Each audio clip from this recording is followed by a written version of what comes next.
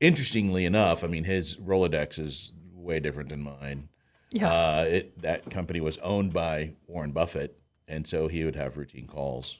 No joke. With him. Yeah. You ever wonder about that sometimes? Right. Some of these big, well-known figures, what their cell phone, their iPhones. Right. Let me just dial up Elon Musk here.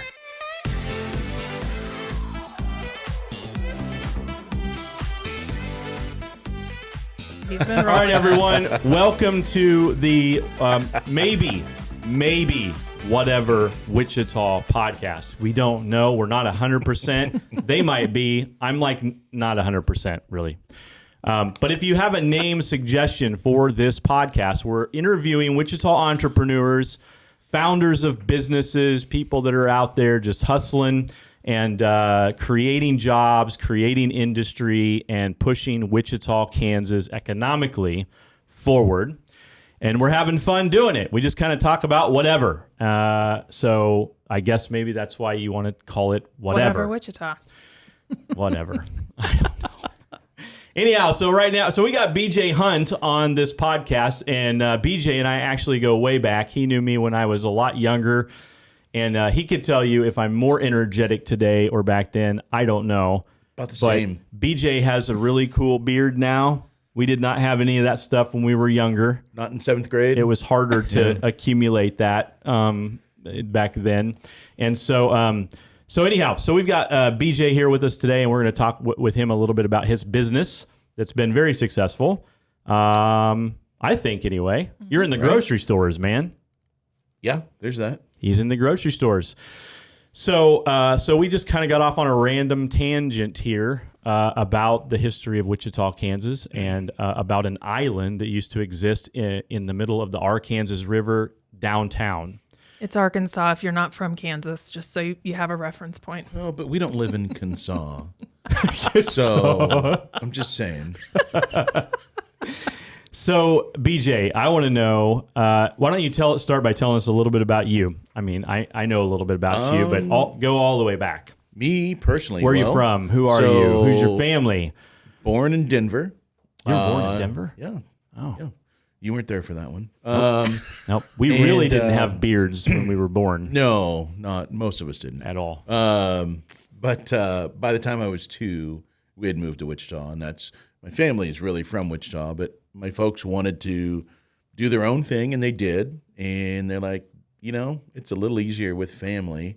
And my grandpa and grandma were starting a family business, which was, if you remember way back, Select Trash Service was a long time ago.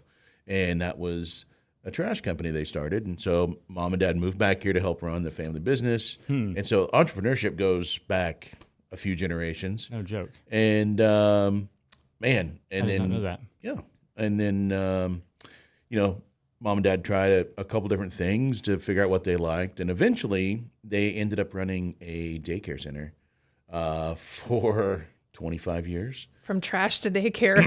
Yeah. A little bit of a Your difference. parents were from Wichita and moved to Denver for new opportunity, Right. They I were guess. in Ottawa, but yeah. And you were born there, and they moved back. Correct. Do you remember what hospital you were born at? St. Joseph, In Denver.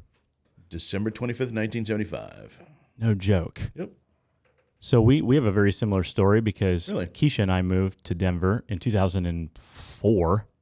We're from here. Yeah. We went for opportunity. Then the housing market crashed. Mm-hmm. Our daughter was born in Denver. Okay. And then we moved back. Yeah, I don't think St. Joseph is there anymore. So, Where was that? Do you remember? Yeah. Where in Denver? I want to say it was on the kind of northeast side, but don't quote me. So you come from an entrepreneurial background. Yeah. What were you like when you were a kid? I was kind of a little chunky nerd, and we had a good time. I always had friends, but I wasn't super athletic at the time. But yeah, I was really good at kickball, where we could quote unquote bomb that red ball across the playground, right? So. And you were born in 75. Yeah. So you have another That's when you 80s could still child kick in it the towards room. your face. So I'm excited. To the opponents. I can't tell Absolutely. you guys that are listening how excited I get when 80s children come through the door, Dude. because I'm an 80s child. Leslie's an 80s child. We like to talk about parachute pants, BJ, things like that. Mine were black. Yeah. I think he's the only one so far that's had parachute pants. Yeah. But so what do you guys? So BJ, what do you think's gonna? What do you think Wichita, Kansas is going to look like in 50 years from now with the aggressive growth of these little small towns like that? Derby, Goddard, Rose Hill. I mean, if that keeps expanding and growing, do you think that's going to become the new expansion of where the city goes to? Well, let me go up to what do you think? A 30,000. I'm sure you guys level. think about this stuff a lot. So for years, I have said it would be awesome if we could earn, California and New York dollars in Kansas because the housing is so much cheaper. Because our house and steady, and our house in California is $1 million, $2 million house. It is not that in Wichita, Kansas. Right. Thank God, because we can afford it. But just have to make more beer. We're trying. You need to drink more beer. So, I like your stuff is good. Thank you. It really is. I mean, I've never been a beer fan. I don't make it, but thank you. Yeah. So in online, I feel like COVID really normalized the online workspace. And so you're starting to see where people can work from places like Wichita and afford what they do. And I think Wichita is going to continue to grow for that reason. And the change, everything's just going like this. They will start to merge together. You can see that in bigger cities. If you look at Dallas, you look at Minneapolis, cities like that, where the suburbs have really just grown into it, and they've boxed in the larger city, right? And that may very well happen, but the amount of growth that we've seen since I was a kid here, downtown, you didn't go to downtown after dark. You certainly didn't go on Saturdays or Sundays. Yep. And if you had an event, you went to the Kansas Coliseum to go see the monster trucks. That was huge. Yeah. The Kansas Coliseum. Yeah. I mean, we went out there for everything, Yeah, you're right. I remember that. Downtown, when I was a kid, it wasn't even on my radar. Yeah. At all. Actually, now you can go hang out in Old Town, and it's cool. For sure. And it's safer. It's a lot safer than it used to be. So all of those things, that those changes coming forward, I see it really growing. I think we need to be very mindful and have thoughtful growth as we do this. It needs to be planned. We need to have ideas of what we're doing. And I'm not in that group. There are people way, way better at that than I am. The think tanks. Yeah. So I was going to ask you about your business partners. So now Travis is the one, the microbiologist. Yeah. He's the one that made the beer, right? So When actually, you went Rick did. And then Travis came in later. The funny thing, so because Travis, there's 4 of you now. there's 3 of us, and then there's 3 silent partners. Okay. Yep. And he's one of. So he's a Rick and Travis and I, a majority owner.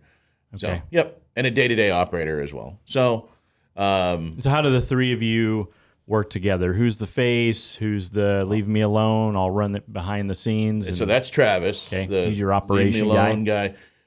Rick he's the head brewer. We have an assistant brewer that does most of the day-to-day stuff. So Rick looks at numbers. He's the chef. Yeah, Rick is definitely developing recipes, although Travis is pretty good at it. He's made some But great he's your ideas. restaurant. He's your business manager. He is our operations guy. Yep. And I'm out doing sales. Yep. And I'm unfortunately kind of the face of the company. I was just telling him earlier. I'm like, I have more of a radio face. I don't know. I don't need to be.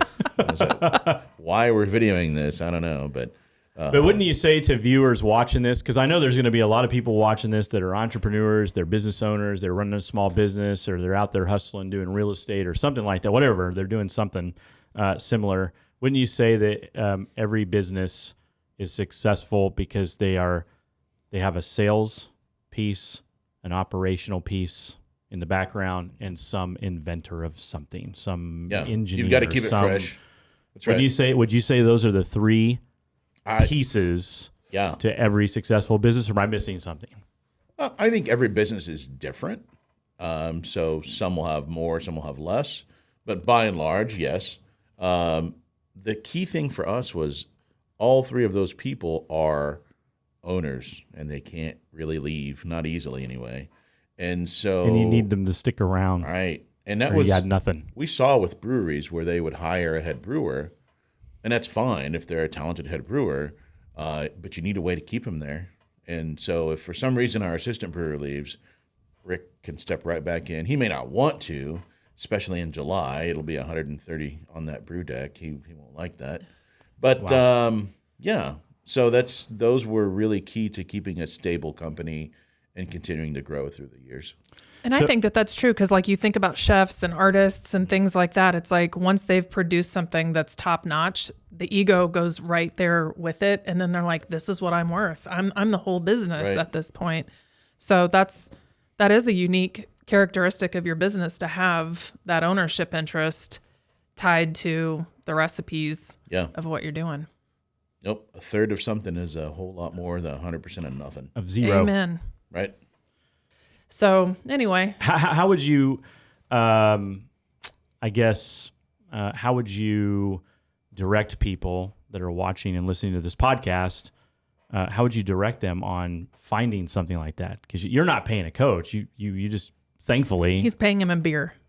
Well, do you ship are. him some See? beer? There you are. So Right.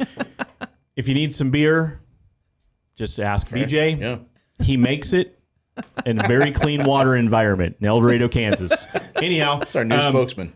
so, but El Dorado, if you know you're what I'm not saying? from here. I mean, there may be there may be a lot of people listening. They're like, great. Where do I get? I don't have a mentor. I don't know anyone. What do you want me to do? Call someone out of the clear blue sky, look them up on LinkedIn, and go, "Hi, I'm so and so from Kansas, and I'm just starting my career, and All they can you tell you probably is don't no, have first time of for all." me. Exactly. Can you talk? I'll take you to the poorhouse So and get some of BJ's beer. I don't know. What do you do? What do you tell them? you first of all decide if you need one as an overall business and personal, or do you need someone that is specific to your industry?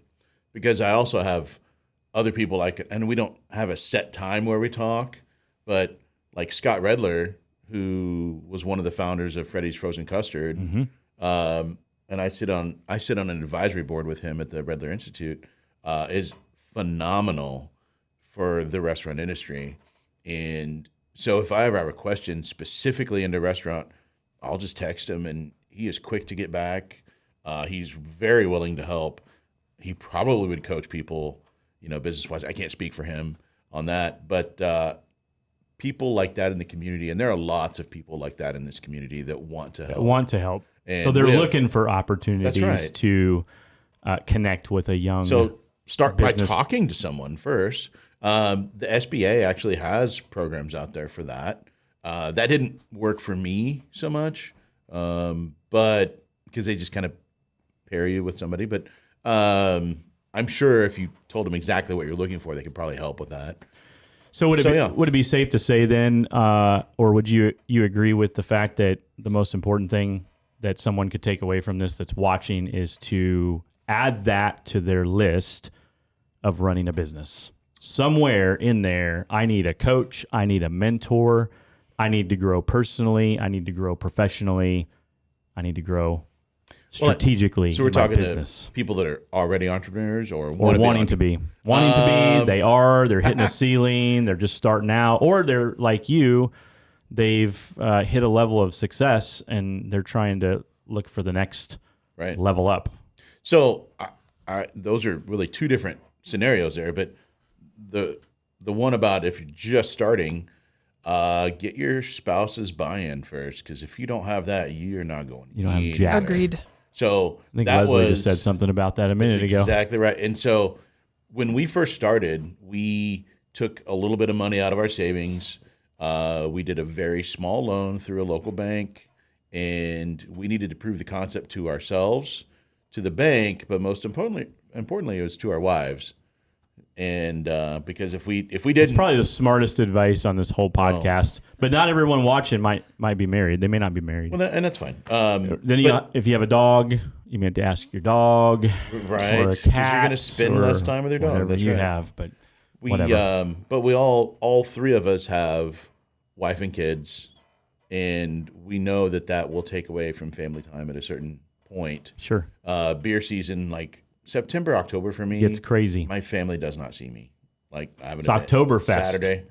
Yeah, we have a beer fest Saturday. I have one the following week, And it's Reformation Month too. That yeah contributes to the beer environment, I think.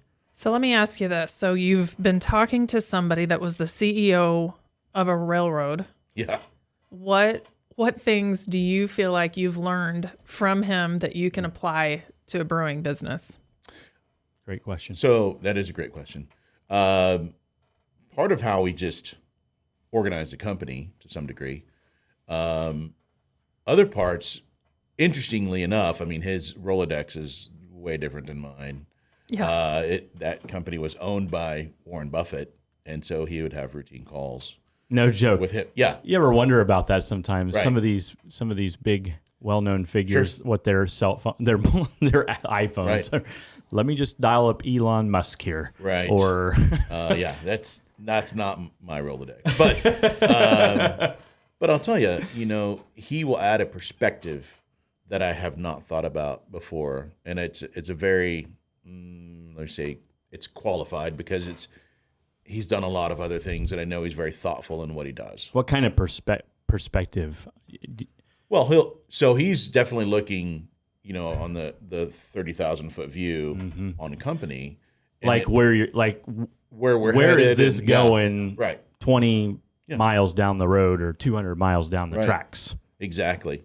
And so, and what was actually really funny too, and we forget this, that you can actually impart great things to them. I think we forget this a lot because he was excited that I even asked him. He's like, really?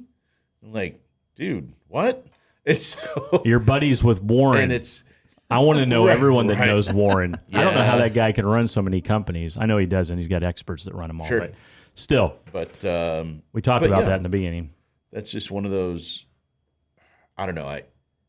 It's a great thing to have a different perspective on your company. And I can talk to him. I know he's not out there going, guess what Walnut River's doing?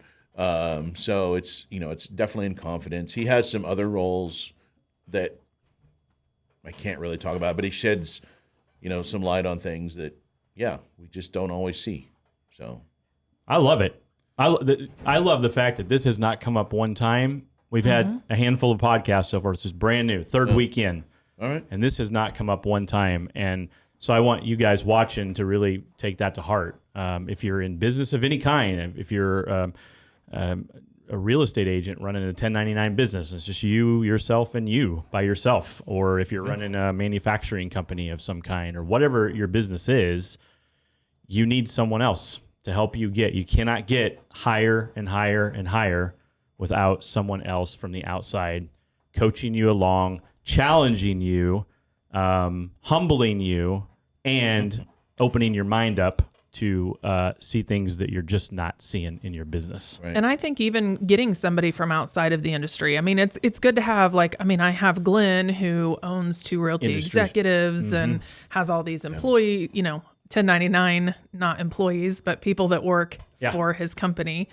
But then when David came in and started helping with the real estate business, he was like, do you realize that people don't understand this and don't understand this? And I'm like, yeah, they do. He's like, no, I had no idea. Right. He was coming from a military background, didn't have an extensive real estate collection or anything else, and so he was seeing it more from a consumer perspective that I wasn't seeing it from because I had never even bought a house before I became a real estate agent. So I had no experience from the consumer level that he saw it differently from. So it's good to have, different perspectives outside of your industry. Well, for sure. And you need to be growing personally and professionally. Yeah. I always say that every week to a group of business people that I network with and meet with. Yep. If you don't grow personally, then your business, right? When your personal and your business are intertwined, Very much. right? I mean, if your attitude sucks, well, your customers might not like to come in anymore. Right. So who are It'll some carry through. Yeah. So who are some other entrepreneurs that we should reach out to be on this show and highlight Oh man. them and their business? Yeah, can you help us? Well, I mean, if they're retired, Can you help us ones, get Warren? No, I can't do that one. Well, it'll shoot up. Right. Our numbers might All right, go we'll up a take little bit. Elon. Forget Warren. Yeah. Hey, we have BJ well, from Walnut River. It's not that exciting, I Yes, promise. it is. And you should definitely talk to Scott Redler, though. He's local. Freddie's. Yeah. No, he's awesome. Such a good dude. Can you put us in touch? For sure. Good. Well, But, we're going to keep Anybody going. else you can think yeah. of? I mean, there's always, I can flip through. Okay. But yeah, we can figure something out. Okay. One thing I was going to say is, for me, I always try to remember. It's not hard for me to remember because I am never the smartest man in the room, and so when we're trying to learn from these people, just stop and go, man, they have a lot to impart. But you know what? You're imparting knowledge to them as well. Oddly enough, but I think when people go in thinking they're the sharpest person in the room, they don't have anything to learn at that point.